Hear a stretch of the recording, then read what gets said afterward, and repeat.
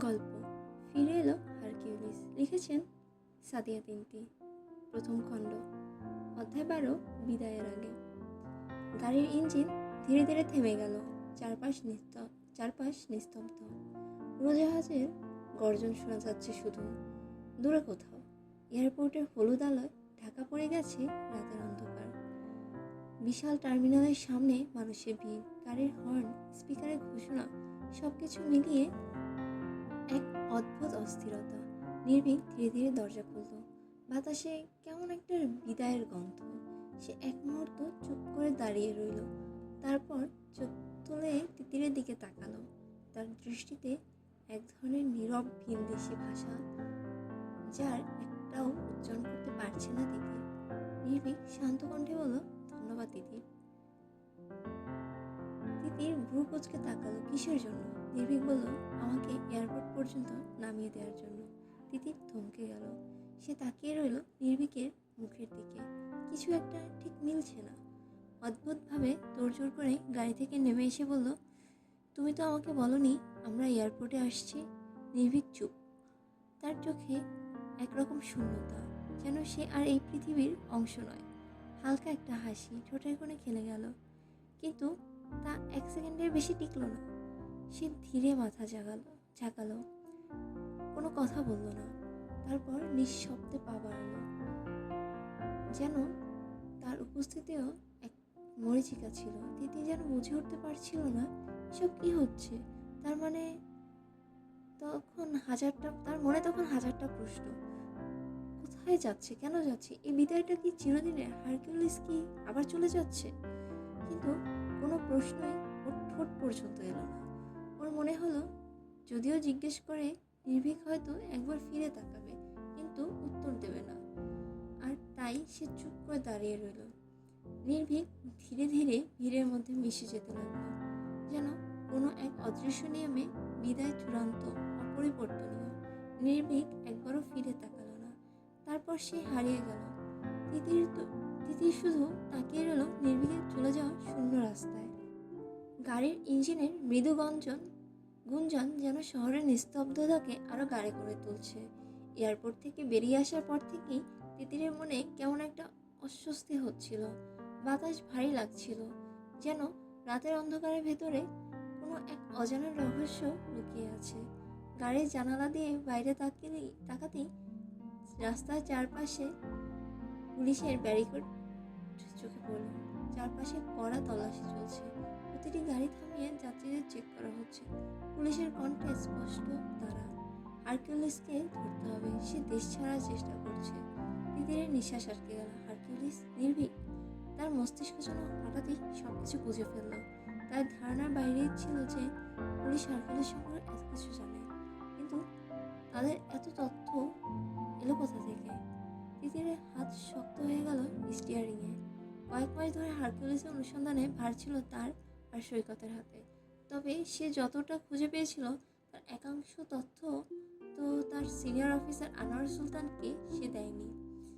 তবে এটা অস্বীকার করা যাবে না যে তারা ছাড়াও আরো অনেকে যুক্ত ছিল এই অনুসন্ধানে। তবে এত সহজ ছিল কি নির্ভীককে খুঁজে পাওয়া? আর তিতি যেখানে নিজে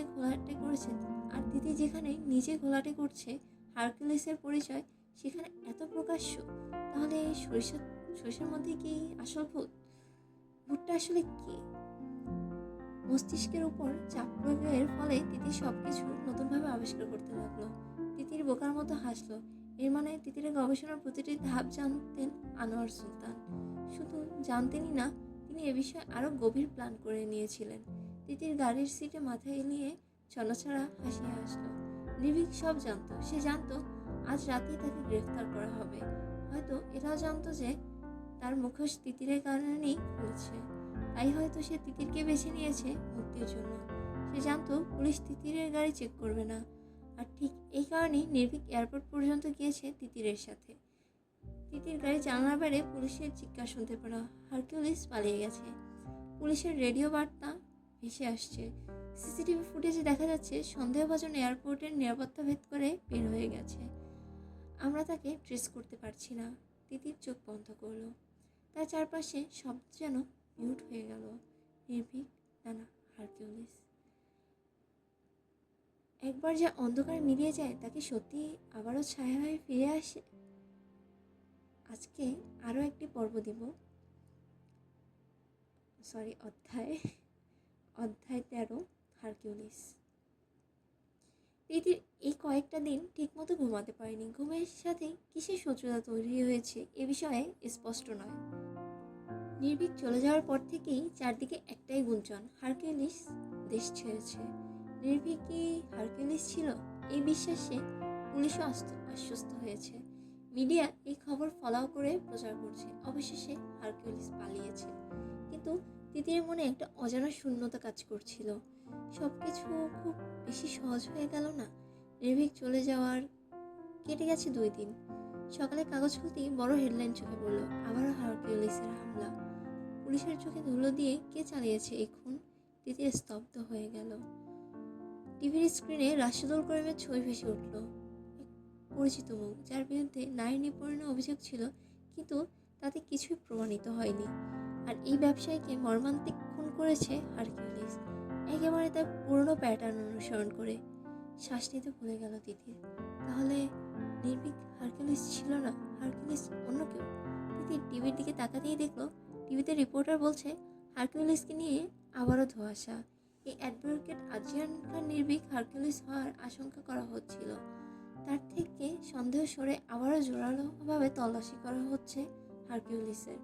গোপন সূত্রে জানা গেছে বিগত 2 দিন আগে কানাডার এয়ারপোর্টে সিসিটিভি এক ফুটেজে দেখা গেছে আজিয়ান নির্ভীককে। এরপর আর তার খোঁজ মেলেনি কোথাও। এখানে সন্দেহ অনেক, হয়তো হারকিউলিস অন্য কোনো এক অচেনা মুখ, আর নয়তো একাধিক মুখোশ পরা চরিত্র। তিতিরের রক্ত হিম হয়ে গেল। হারকিউলিস কে? হারকিউলিস যেই হোক, নির্ভীক কে তাহলে? তিতির জানালায় এক ধ্যানে তাকিয়ে রইল। নির্ভীক তো কখনোই স্বীকার করেনি সে হারকিউলিস। এটা তো আমার আর সৈকতের ধারণা ছিল মাত্র। তাহলে কি সৈকতই আমার সকল অনুসন্ধান আনোয়ার সুলতানের কাছে প্রকাশ করেছে? তিতির শুধু নীরব হাসলো। নিজের রুমের জানালাটা বন্ধ করে কাপা হাতে নিজের হাতের ফোনটা ছুঁড়ে মারল বিছানায়। তবে হাতের নিশানার গড় মেলে ফোনটা ছুটে গেল বিছানার পাশে টেবিলে রাখা ফুলদানিতে। মুহূর্তে ফুলদানিটা ভেঙে বেরিয়ে এলো একটা ছোট স্পিকার। তিতির স্পিকারটা দিকে এক ধ্যানে তাকিয়ে রইল। একটু অসহায় হাসি হাসলো। তিতির ভাবছিল সবটাই ওর আয়ত্তে, তবে ও নিজেই অন্যের আয়ত্তে পুতুল হয়ে যাবে, এসব হাস্যকর। তিতির নীরব হয়ে বসে পড়ল। এখানে ছড়িয়ে ছিটিয়ে আছে নতুন নতুন চরিত্র, কে জানে কে বন্ধু আর কি শত্রু। বিশ্বাসঘাতক তো নিজের ছায়ার থেকে বের হয়, এসব নতুন না। তিতির নিজের ফোনটাকে হাতে নিল। স্ক্রিনের জঘন্য অবস্থা, তবে বেঁচে আছে এখনো। ফোন থেকে স্ক্রিন প্রোটেক্টরটা একটানে তুলে ফেললো। ফোনটা টেবিলে রেখেই শাওয়ারে চলে গেল তিতির। তিতির জানে এই গল্প এখানেই শেষ নয়, এটা শুধু শুরু হয়েছে। কারণ ছায়ারা কখনো মরে না, তারা শুধু সময়ের অপেক্ষায় থাকে। আচ্ছা, প্রথম খণ্ড এখানেই শেষ হচ্ছে। লেখিকা দ্বিতীয় খণ্ডও লিখছে। এখন আপনারা চাইলে আমি সেটা পড়ে শোনাতে পারি। ধন্যবাদ। আর বলবেন যে গল্পটা কেমন লাগছে। আর অবশ্যই সবসময় সাপোর্ট করবেন, ভুল ত্রুটি ধরিয়ে দিবেন।